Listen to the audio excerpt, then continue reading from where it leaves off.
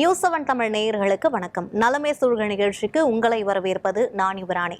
இன்னைக்கு world kidney டே நம்ம celebrate பண்ணிட்டு இருக்கோம். அந்த வகையில் இன்னைக்கு நம்மளோட நிகழ்ச்சியில் கிட்னியில் என்னென்ன பிரச்சனைகள்லாம் ஏற்படும், அப்படி பாதிப்புகள் ஏற்பட்டால் என்னென்ன அறிகுறிகள்லாம் அதில் இருக்கும், நான் ரொம்ப நாளாகவே மருந்து மாத்திரைகள்லாம் சாப்பிட்டுட்டு இருக்கேன், என்னோட கிட்னியில் ஏதாவது பாதிப்பு ஏற்பட்டிருக்குமா அப்படின்னு உங்களுக்கு டவுட் இருந்துச்சுன்னா இந்த நிகழ்ச்சியில் கண்டிப்பாக அதுக்கு உங்களுக்கான விடை கிடைக்கும். நம்மளோட கேள்விகளுக்கு விடை அளிப்பதற்காக doctor Sivakumar MD/DM senior consultant nephrology, Madurai kidney centre and SS kidney care centre நம்ம கூட இணைஞ்சிருக்காங்க.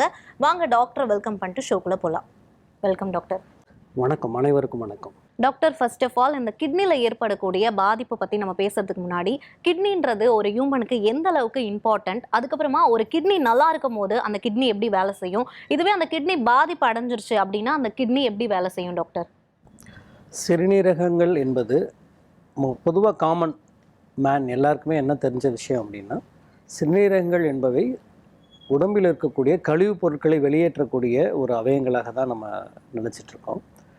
அது ரொம்ப முக்கியமான ஒர்க்கு தான். உடம்பில் இருக்கக்கூடிய ஒவ்வொரு செல்லிலிருந்து வரக்கூடிய கழிவுப் பொருட்கள் எல்லாமே இரத்தத்தில் கழிவுப் பொருளாக இருக்கிறத வெளியேற்றுறது சிறுநீரகங்களும் நுரையீரலும் தான். சிறுநீரகம் ஒரு துப்புரவு தொழிற்சாலை அப்படின்னு சொல்லலாம். உடம்பினுடைய துப்புரவு தொழிற்சாலை. அது மட்டும் அதனுடைய வேலை அல்ல. ஃபார் எக்ஸாம்பிள், அது சிறுநீரகங்கள் உடம்பில் இருக்கக்கூடிய அமிலச்சத்துக்கள் ஃபுல்லாக அதை நியூட்ரலைஸ் பண்ணுறது முக்கியமான ஒர்க்கு. உடம்பில் ஏற்படக்கூடிய நீர் சத்து அதிகமாக தங்கி இருக்காமல் நீரை வெளியேற்றுறது, அதே மாதிரி முக்கியமான தாது பொருட்களை பாதுகாக்கிறது, மினரல்ஸை யூரினில் லீக் ஆகாமல் பாதுகாக்கிறது. இதை விட முக்கியம் உடம்பில் உள்ள பிளட் ப்ரெஷர், இரத்த அழுத்தத்தை கட்டுப்படுத்த வேண்டிய முக்கியமான பொறுப்பு சிறுநீரகத்துக்கு தான் இருக்குது. அதே மாதிரியா ரத்தத்தில் ஹீமோகுளோபினுடைய அளவை மெயின்டைன் பண்ணக்கூடிய ஹார்மோன் கிட்னிலேருந்து தான் செக்ரீட் ஆகுது. இப்போ கிட்னி ஃபெயிலியர் அப்படி ஆகுது அப்படின்னா முக்கியமான அறிகுறி அனீமியான்னு சொல்லக்கூடியது. ஸோ அப்போ நார்மலாக இருக்கக்கூடிய சிறுநீரகங்கள் ரத்தத்தில் ஹீமோகுளோபின் சிந்தசிஸை உருவாக்கக்கூடிய ஹார்மோனை உருவாக்குறது கிட்னிகள் தான். அதே மாதிரி கிட்னிலேருந்து வரக்கூடிய விட்டமின் டின்னு சொல்லக்கூடிய முக்கியமான ஒரு விட்டமின் உடம்பில் இருக்கக்கூடிய எலும்பு பகுதிகளை பாதுகாக்கவும் பண்ணுது. அதனால் கிட்னியினுடைய வேலைகள் ஒன்லி ரத்தத்தில் இருக்கக்கூடிய கழிவுப் பொருட்களை சுத்தப்படுத்துறது மட்டும் கிடையாது.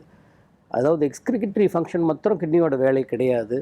அதுக்கும் மேலே நிறைய சிந்தட்டிக் ஃபங்க்ஷனும் சிறுநீரகங்கள் பண்ணுறது. இதுதான் உடம்பில் இருக்கக்கூடிய ரொம்ப முக்கியமான ஒரு அத்தியாவசியமான உறுப்பாக மாறுறதுக்கு காரணம் அதுதான். Okay doctor. இப்போ நிறைய தண்ணி குடிச்சா கிட்னிக்கு ஆபத்து அப்படின்னு ஒரு பேச்சு இருக்கு, அது எந்த அளவுக்கு உண்மை டாக்டர்?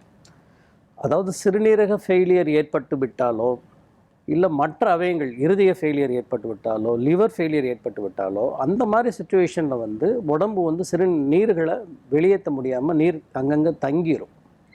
அந்த மாதிரி சுச்சுவேஷனில் தான் நம்ம நீர் குடிக்கக்கூடிய தண்ணியினுடைய அளவை குறைச்சி சாப்பிட சொல்கிறோம். அதர்வைஸ் நார்மல் இண்டிவிஜுவல்ஸ் தண்ணி அதிகமாக தான் எடுக்கணும். நார்மலாக ஒரு நாளைக்கு 1.5 லிட்டர்ஸ் எடுப்பாங்க.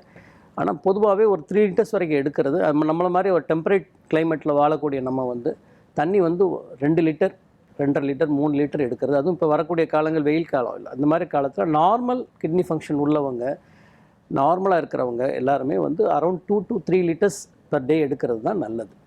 அது சிறுநீரக நோய்கள் ஏற்பட்டவங்களுக்கு மருத்துவ ஆலோசனை அவங்க தண்ணி குறைச்சி எடுக்க சொன்னால் தான் நம்ம எடுத்துக்கணும். அதர்வைஸ் நார்மலாக மோர் தென் 2 லிட்டர்ஸ் எடுக்கிறது தான் அட்வைசபிள்.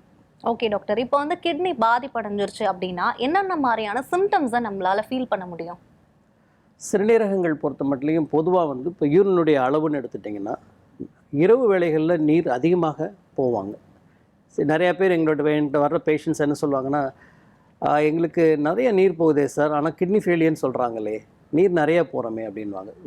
ரொம்ப முக்கியமான அறிகுறி என்னென்னா, இரவு நேரங்களில் யூரினேட் அதிகமாக பண்ணுறது. நார்மலாக ஒரு வேளை பண்ணலாம், இதுதான் நார்மல். ஒரு வேளை 4 தடவை எந்திரிக்கிறாங்கன்னு வைங்களேன், அப்போ என்ன அர்த்தம்னா கிட்னி ஃபெயிலியருடைய ஒரு அறிகுறியாக இருக்கலாம். ஏன்னா அது கிட்னியோட முக்கியமான ஃபங்க்ஷன் சிறுநீரகத்தை கான்சன்ட்ரேட் பண்ண வைக்கிறது. ஸோ இது ஃபஸ்ட்டு அறிகுறி.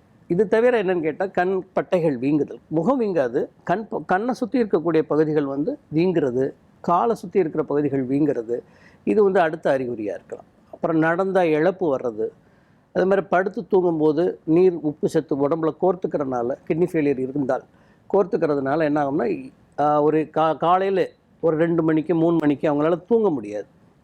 இழப்பு வந்து எந்திரிச்சு உட்காந்துருவாங்க. கொஞ்சம் நேரம் உட்காந்து மூச்சு நல்லா வாங்கிட்டு அப்புறம் திரும்பி ஒரு 1 மணி நேரம் 2 மணி நேரம் கழித்து திருப்பி தூங்குவாங்க. அவங்க சொல்லி நினைப்பாங்க, என்ன நினைப்பாங்க, எங்களுக்கு தூக்கமே வரமாட்டேங்குதுன்னு நினைப்பாங்க. ஆனால் படுக்கும்போது கிராவிட்டினால் இந்த உடம்புல இருக்கக்கூடிய நீரும் உப்பும் போய் லங்ஸை போய் பாதிக்கிறனால இழப்பு ஏற்படும். ஸோ இது ஒரு அறிகுறிகள்.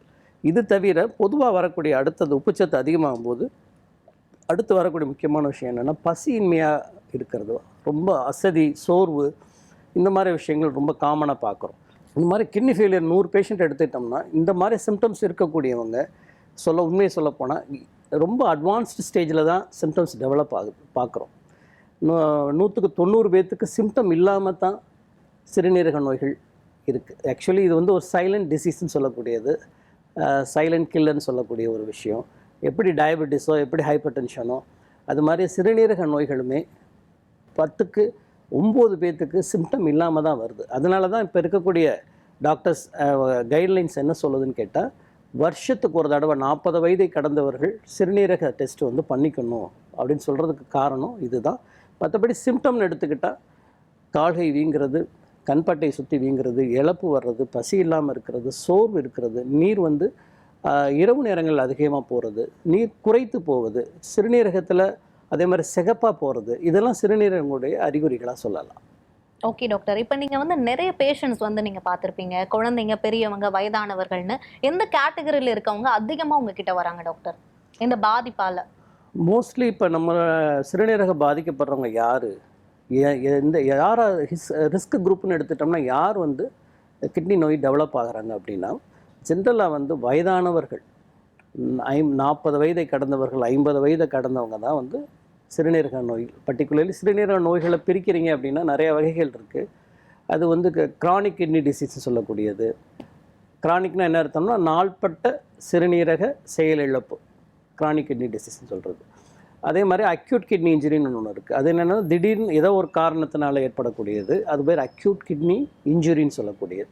இது 2 மேஜர் டிசீசஸ். கிட்டத்தட்ட ஒரு 10-11 சிறுநீரக சிண்ட்ரோம் சொல்லுவோம். அந்த மாதிரி நோய்கள் இருந்தாலும் முக்கியமான நோய்கள் இதுதான். இப்போ இந்த மாதிரி நோய்கள் வந்து இப்போ கிரானிக் கிட்னி டிசீஸ்ன்னு எடுத்துட்டோம்னா இது யாருக்கு ஏற்படுதுன்னா 40 வயதுக்கு மேற்பட்டவங்களுக்கு ஏற்படுது. எல்லா வயசுல இருக்கிறவங்களுக்கு வந்தாலும் குழந்தைகளுக்கு ஏற்படலாம் சிகேடி, பெண்களுக்கு ஏற்படலாம், எந்த கேட்டகரியில் இருந்தாலும் பொதுவாக யாருக்கு அதிகமாக வருதுன்னா 40 வயதை கடந்து சர்க்கரை நோயினால் பல வருடங்கள் பாதிக்கப்பட்டவர்கள், அதே மாதிரி ரத்த அழுத்தம் ஒரு 20 வருஷம் 25 வருஷம் இருந்தவங்களுக்கு. இது 2 தான் ரொம்ப முக்கியமான காரணிகள் கிரானிக் கிட்னி டிசீஸ் ஏற்படுவதற்கு. உலக அளவிலும் சரி, நம்மளுடைய இந்திய அளவிலுமே சரி, சர்க்கரை நோயும் இரத்த அழுத்தமும் தான் மிக முக்கியமான 2 காரணிகள் சிகேடின்னு சொல்லக்கூடிய கிரானிக் கிட்னி டிசீஸ் உருவாவதற்கு. ஸோ எல்லா டயபெட்டிஸ், எல்லா ஹைப்பர்டென்சிவ் பேஷண்ட்ஸ் எல்லாருமே சிறுநீரகத்தை நம்ம அடிக்கடி செக் பண்ண வேண்டியது முக்கியமான பொறுப்பு. இதே மாதிரி உடல் பருமன் அதிகம் உள்ளவர்கள், இவங்களுக்கு சிறுநீரக நோய்கள் வருது. ஸோ இவங்களாம் ஹை ரிஸ்க் பீப்புள். அதே மாதிரி ஸ்மோக்கிங் நிறையா பண்ணுறவங்க, இவங்களுக்கு சிறுநீரக நோய்கள் வரலாம். லேசாக இருந்தாலும் படபடன்னு அது வேகமாக பரவிடும், வளர்ந்துடும், அடுத்தடுத்த கட்டத்துக்கு போகக்கூடிய வாய்ப்புகள் உண்டு.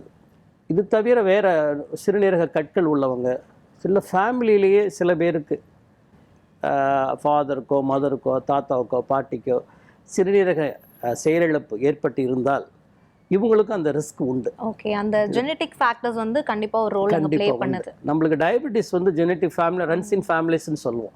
அதாவது சர்க்கரை நோய் குடும்பத்தில் வந்து ஜீன்கள் மூலிமா பரவக்கூடியதுன்றது தெரியும்.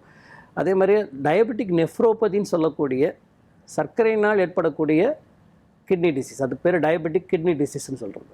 ஸோ அதனால் டயபெட்டிக் கிட்னி டிசீஸுமே ஃபேமிலிஸில் ரன் பண்ணும். ஃபார் எக்ஸாம்பிள், ஒரு மதருக்கு ஒரு வேளை டயபெட்டிஸ்னால் கிட்னி டிசீஸ் இருக்குன்னா அவங்க குழந்தைக்கு வருவதற்கு ஒரு 15% 20% வாய்ப்பு உண்டு டயபெட்டிக் கிட்னி டிசீஸ் வர்றது.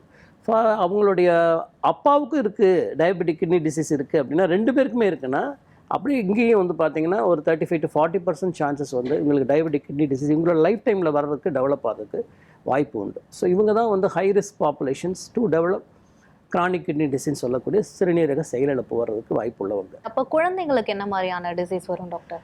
இது ஒரு முக்கியமான ஒரு கொஸ்டின். என்னென்னா குழந்தைகளுக்கு சிறுநீரக பாதிப்பு வரலாமா அப்படின்றது. சொல்லப்போனால் இந்த வேர்ல்ட் கிட்னி டேன்னு சொல்லக்கூடிய இந்த டே வந்து ஆக்சுவலி 2006 இன்ட்ரடியூஸ் பண்ணாங்க. ஒவ்வொரு வருஷமும் ஒரு தீம் கொடுப்பாங்க. இந்த வருஷத்துக்கு ஒரு தீம் இருக்குது. அது மாதிரி ஒரு வருஷம் பார்த்தீங்கன்னா வேர்ல்ட் கிட்னி டேயில் மெயின் தீமே சில்ட்ரனுக்காக மாத்திரம்தான், கிட்னி டிசீஸ் இன் சில்ட்ரன் மாத்திரம்தான் தீம் கொடுத்துருந்தாங்க. அப்போ நிறைய பேர் அதை கேட்கும்போது கேட்டாங்க, குழந்தைகளுக்கு எப்படி சிறுநீரகம் பாதிக்குது அப்படின்ட்டு. எல்லா வகையான சிறுநீரக பாதிப்புமே எப்படி அடல்ட்டுக்கு பார்க்குறோமோ அதே மாதிரி குழந்தைகளுக்குமே நிறைய பார்க்குறோம். அது வந்து கிரானிக் கிட்னி டிசீஸாக இருக்கலாம், இல்லை டெம்பரவரி ஏற்படக்கூடிய அக்யூட் கிட்னி இன்ஜுரியாக இருக்கலாம், ரீனல் ஸ்டோன்ஸ் கூட பார்க்குறோம், சிறுநீரக கற்கள் கூட குழந்தைகளுக்கு இருக்கிறத பார்க்குறோம். பெக்யூலியராக இருக்கக்கூடிய சிறுநீரக நோய்கள் குழந்தைகளுக்கு என்ன அப்படின்னா நெஃப்ராட்டிக் சிண்ட்ரோம் அப்படின்னு சொல்லக்கூடிய உப்புச்சத்து. தமிழில் சொல்லணும்னா அது சிறுநீரகத்தில் மட்டும் ஏற்படக்கூடிய உப்புச்சத்தை நம்ம வந்து நெஃப்ராட்டிக் சிண்ட்ரோம் சொல்கிறோம். அது என்ன அப்படின்னா அவங்களுக்கு யூரினில் வந்து புரத சத்து கசிகிறது, அதுதான் அதில் இருக்கிற ப்ராப்ளம். இது அதுக்கு ஒரு 4-5 பிரத்யேகமான சிறுநீரக நோய்கள் காரணங்களாக இருக்குது. இதை கம்ப்ளீட்டாக மருந்து மாத்திரையினால் நம்ம கட்டுப்படுத்தி பேஷண்ட்டை நல்லபடியாக வச்சுக்கிற முடியும். இது வந்து இதுவுமே அனாவசியமாக நம்மளாக ஒரு மித்து மாதிரியே பயந்துக்கிட்டு இருக்க வேண்டாம்.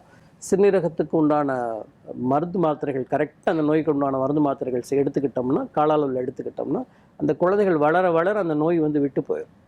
பெரும்பாலும் 99% ஆஃப் த டைம் அந்த டிசீஸ் வந்து அப்படியே ரிமிட் ஆகிறத பார்க்குறோம். ஸோ செல்ஃப் ரிமிட் ஆகும். சில பல டிசீஸ்கள் அது வந்து ஃபர்தராக ப்ரோக்ரஸ் ஆகிறதுக்கு வாய்ப்பு உண்டு. அதுக்குமே சில மாத்திரைகள் வேறு விதமான அடிஷனல் மாத்திரைகள் சாப்பிடும்போது நோயை கட்டுக்குள் வைத்துக்கொண்டு பல வருடங்கள் நல்லபடியாக வாழ்வதற்கு வாய்ப்புகள் உண்டு. ஸோ குழந்தைகளுக்குன்னு சில பிரத்யேகமான சிறுநீரக நோய்கள் உண்டு. அதுக்கு மருந்து மாத்திரைகளும் அருமையான மருந்து மாத்திரைகளும் வைத்திய முறைகளும் இருக்கின்றது. நலமே சூழ்க நிகழ்ச்சியில் ஒரு சிறிய இடைவேளை.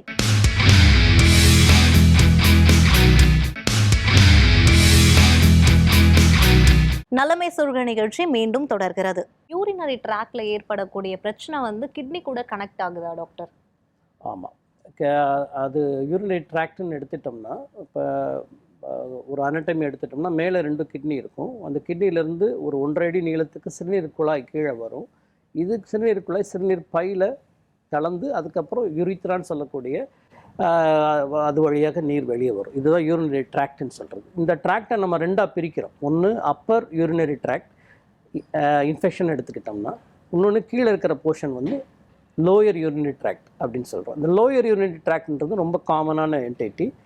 இந்த யூரினரி ட்ராக்ட் இன்ஃபெக்ஷனை அன்காம்ப்ளிகேட்டட் காம்ப்ளிகேட்டட் பிரிக்கிறோம். லோயரில் இருக்கக்கூடிய யூரினரி ட்ராக்ட் இன்ஃபெக்ஷன் வந்து அன்காம்ப்ளிகேட்டட் சிம்பிள் இன்ஃபெக்ஷன். அது யூஸ்வலாக நல்லபடியாக க்யூர் ஆயிரும். பட் அப்பர் போர்ஷனில் யூரிட்டர்லேயோ அதாவது சிறுநீர் குழாயிலேயோ மேல் பகுதியிலையோ இல்லை சிறுநீரகத்திலேயோ ஒரு இன்ஃபெக்ஷன் இருக்குது அப்படின்னா அது வந்து ஒரு காம்ப்ளிகேட்டட் யூரினரி இன்ஃபெக்ஷன் அர்த்தம். இந்த டிஃப்ரென்ஷியேஷன் எதுக்கு தேவை அப்படின்னா, லோயர் போர்ஷனில் இருக்கக்கூடியது சிம்பிளான விஷயம், மேலே இருக்கக்கூடியது காம்ப்ளெக்ஸான விஷயம்னு அர்த்தம். இப்போ காம்ப்ளெக்ஸ்னால் என்ன அர்த்தம்னா அதுக்கு காரணங்கள் இல்லாமல் இருக்காது. மேலே இருக்குன்னா கண்டிப்பாக அதுக்கு என்ன காரணம் இருக்கலாம்னா ஸ்டோன் இருக்கலாம், இல்லை வேறு பல காரணங்கள் இருக்கலாம், சிஸ்ட் இருக்கலாம், அது இன்ஃபெக்ஷனாக இருக்கலாம். ரொம்ப காமனாக எடுத்துக்கிட்டிங்கன்னா diabetic people, அன்கண்ட்ரோல் diabetes for decades, 10 வருஷம் 15 வருஷம் அன்கண்ட்ரோல்டாக டயபெட்டிஸாக இருக்கிறவங்களுக்கு இந்த அப்பர் போர்ஷன் வந்து கிட்னி போர்ஷன்ஸ் இன்ஃபெக்ஷன் ஆகிருக்கலாம். அப்போ அந்த என்ன இன்ஃபரன்ஸ் அப்படின்னா ட்ரீட்மெண்ட் ஆங்கிளில் அவங்களுக்கு ஒரு நல்ல ஆன்டிபயோட்டிக்கு, ஒரு பவர்ஃபுல் ஆன்டிபயோட்டிக், ஒரு longer period of time along with அவங்களுக்கு சுகர் கண்ட்ரோல், நல்ல சுகர் கண்ட்ரோல் கொடுத்தோம்னா அதை வந்து க்யூர் பண்ணிடலாம். கண்ட்ரோல் மாத்திரம் கிடையாது, we can cure it. So urinary tract infection பொறுத்த மட்டும் இந்த அப்ரோச் யூஸ்வலாக இருக்கணும். எங்கே இருக்குது கிருமி, என்ன கிருமி இருக்குது, யூரினரி கல்ச்சர் பார்ப்போம், என்ன கிருமி, அந்த கிருமியோட பேர் என்ன, அதோட எவ்வளோ க்ரோத் ஆகிருக்கு, நம்பர் என்ன, அந்த கிருமி எந்த மருந்து கொடுத்தா கட்டுப்படும். இந்த மாதிரி பல ஆய்வுகள் பண்ணி அதுக்கு ஏற்ற மாதிரியே நம்ம கொடுக்கறது உண்டு. சின்ன குழந்தைகளுக்கு வரக்கூடிய சிறுநீரக இன்ஃபெக்ஷன் இருக்குதுன்னா அவங்களுக்கு கொஞ்சம் லாங்கர் பீரியட் ஆஃப் டைம், 6 மாதம் 1 வருஷம் என்ன காரணம்னு பார்த்து இந்த ட்ராக்ல எதுவும் அனட்டமிக்கல் ப்ராப்ளம் இருந்ததுன்னா அதை சரி பண்ணிவிட்டு கொஞ்சம் லாங்கர் பீரியட் ஆஃப் ஆன்டிபயோட்டிக் கொடுப்போம். இன்னொரு பாயிண்ட், யூரினரி ட்ராக்ட் இன்ஃபெக்ஷனில் பெண்களுக்கு வரக்கூடியது ஆண்களுக்கு வரக்கூடியதுன்னு பிரிப்போம். பொதுவாக பெண்களுக்கு வரக்கூடியது ரொம்ப காமனான ஒரு என்டைட்டி, அதை சரி பண்ணிடலாம். ஒருவேளை ஆண்களுக்கு யூரினரி ட்ராக்ட் இன்ஃபெக்ஷன் அடிக்கடி வருதுன்னா பொதுவாக தம் ரூல் என்னன்னு கேட்டால் அதில் ஏதோ ஒரு அனட்டமிக்கலாக ஒரு கல் அடைப்பு இருக்கலாம், இல்லை வேறு அப்நார்மாலிட்டி இருக்கலாம்னு அர்த்தம். அதுக்கு உண்டான இந்த ட்ராக்ட் அனாமலி என்னன்னு பார்த்து அதை சரி பண்ணி அவங்க நிரந்தரமான குணம் அதில் என்ன தேவையோ அதை பண்ணிக்கலாம். ஸோ மேலுக்கு யூரினரி ட்ராக்ட் இன்ஃபெக்ஷன் இருக்குதுன்னா டெஃபினட்டாக ட்ராக் வந்து நம்ம அதை அனலைஸ் பண்ணி அதை சரி பண்ணிக்கலாம்.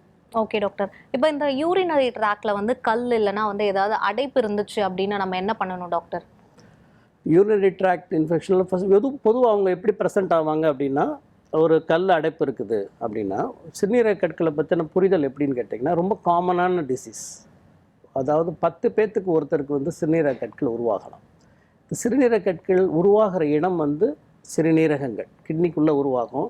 இந்த சிறுநீரகங்கள் அந்த கல் அங்கேருந்து நகர்ந்து சிறுநீர் குழாயை இறங்கும் போது அந்த சிறுநீர் குழாயோட நீளம் வந்து 1.5 அடி நீளம் இருக்கும். அதில் வரும்போது ஒரு 4 கேட் மாதிரி இருக்கும். இந்த கேட்டில் அங்கங்கே கிளாக் ஆகும்போது மாட்டும் போது தான் நம்மளுக்கு பெயின் உருவாகும்.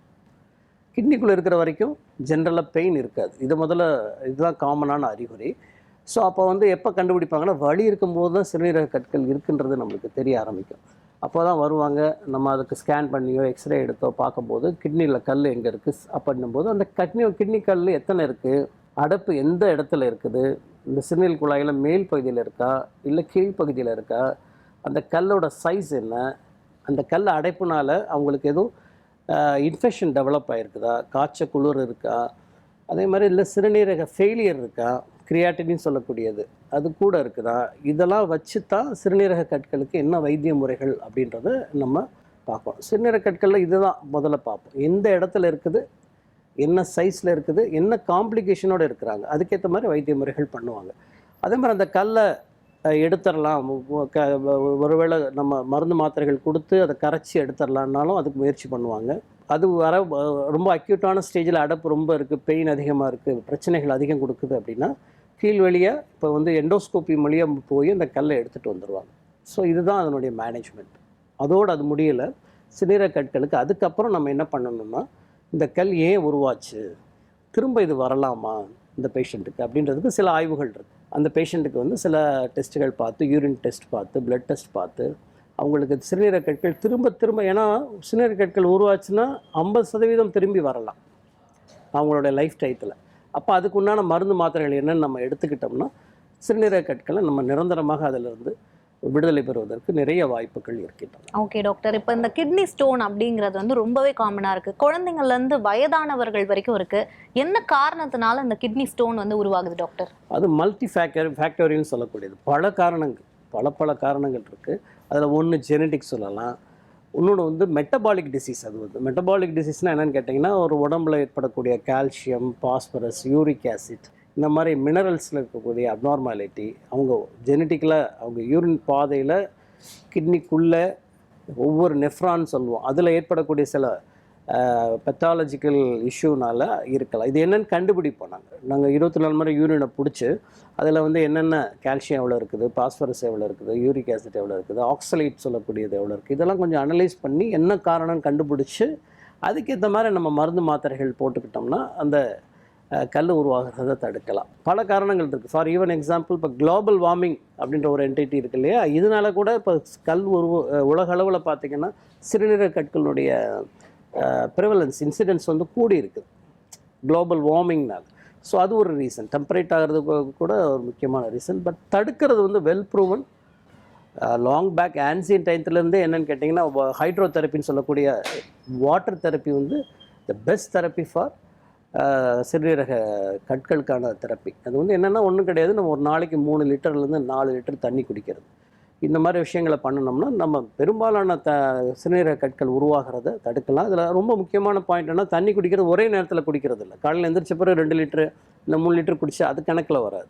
அது கொஞ்சம் கரெக்டாக அந்த ரெகுலர் இன்டர்வல்ஸில் ஒரு 24 ஹவர்ஸ்க்கு நம்ம ஒரு 3 to 4 லிட்டர்ஸ் எடுக்கணுன்றது தான் அதில் இருக்கிற முக்கியமான விஷயம். ஸோ பிரித்து அதை டைம் விட்டு கரெக்டாக அதை எடுத்தோம்னா கற்கள் இருக்கிறவங்க, கற்கள் திரும்ப உருவாகிறவங்களுக்கு ஹைட்ரோ தெரப்பின்றது வெல் ப்ரூவன்.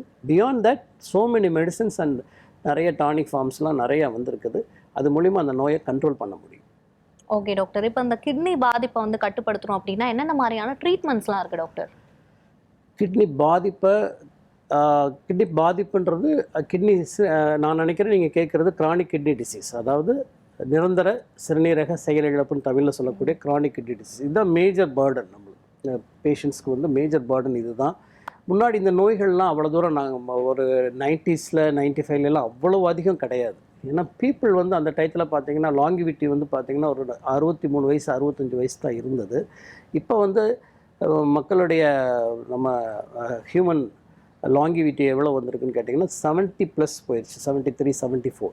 அப்படின்னும்போது people are living longer. The credit should goes to the diabetic உண்டான மெடிசன், ஹைப்பர் டென்ஷனுக்கு உண்டான மெடிசன், ஹார்ட்டுக்கு உண்டான மெடிசன், கொலஸ்ட்ராலுக்கு உண்டான மெடிசன். இந்த மெடிசன்லாம் நல்லா வந்த பிறகு இப்போ மக்கள் வந்து இன்னொரு நம்மளுடைய லாங்கிவிட்டி வந்து ஒரு 10 இயர்ஸ் கூடி இருக்கு இல்லையா? அதனால இந்த எல்டர்லி பாப்புலேஷன் அதிகமாகுறாங்க. எல்டர்லி பாப்புலேஷன் அதிகமாகும் போது இந்த கிட்னி டிசீஸ் நிறையா பார்க்குறோம். இது ஒரு முக்கியமான ஒரு விஷயம். ஸோ இப்போ நிறையா பேர்த்துக்கு பார்த்தீங்கன்னா அட் ஏஜ் ஆஃப் 65+ வரும்போது ஒரு கிரியாட்டினின்னு சொல்லக்கூடிய கிட்னி டிசீஸ் வந்து நிறைய பார்க்குறோம். இந்த சிறுநீரக பாதிப்பை தடுக்கிறது எப்படி அப்படின்றது நீங்கள் கேட்குறீங்க. தடுக்கிறது எப்படி அப்படின்னா ஃபஸ்ட்டு வந்து அதை வந்து நம்ம we have to start with the routine pattern தான். ஒன்று ரெகுலர் லைஃப் ஸ்டைல் மெஷர்ஸ்லேருந்து ஆரம்பிக்கணும். அட் த ஏஜ் ஆஃப் 40 அந்த ஏஜ்லேருந்தே நம்ம என்ன ஆரம்பிக்கணும் அப்படின்னா ஃபஸ்ட்டு டயட்லேருந்து ஆரம்பிச்சிங்கன்னா என்ன டயட்டு அப்படின்னு கேட்டிங்கன்னா நல்ல ஹை ஃபைபர் டயட்டு, ஒரு optimal protein diet, fast food, fry items இந்த மாதிரி விஷயங்களெல்லாம் அவாய்ட் பண்ணிவிட்டு ஹோம் ஃபுட்டு இது மாதிரி எடுக்கும்போது இதெல்லாம் முக்கியமான விஷயங்கள். ஏன்னா இன்றைக்கி அதுதான் பெரிய சேலஞ்சாக இருக்குது நம்ம சொசைட்டியில் காமனாக பார்க்குறோம். ஈவன் குழந்தைகள்லேருந்து ஆரம்பித்து நம்ம வந்து இந்த ஃபாஸ்ட் ஃபுட் கல்ச்சர்ன்றது ரொம்ப அதிகமாக இருக்குது. ஸோ இது ஒரு முக்கியமான ஒரு காரணம். டயட்டை பொறுத்த மட்டும் ரொம்ப ரொம்ப முக்கியமான காரணம். நம்ம டயட்டில் முக்கியமாக பார்க்க வேண்டியது என்னென்னா நல்ல ஹை ஃபைபர் டயட்டு, கார்போஹைட்ரேட் மாட்ரேட்டாக அதுக்கு உண்டான 30% அந்த ரேஞ்சில் எடுத்துகிட்டு, அதே மாதிரி ப்ரோட்டீன் ஒரு 30%, ரொம்ப கம்மியாக நம்ம டயட்டில் பொதுவாகவே ப்ரோட்டீன் டயட் ரொம்ப கம்மி.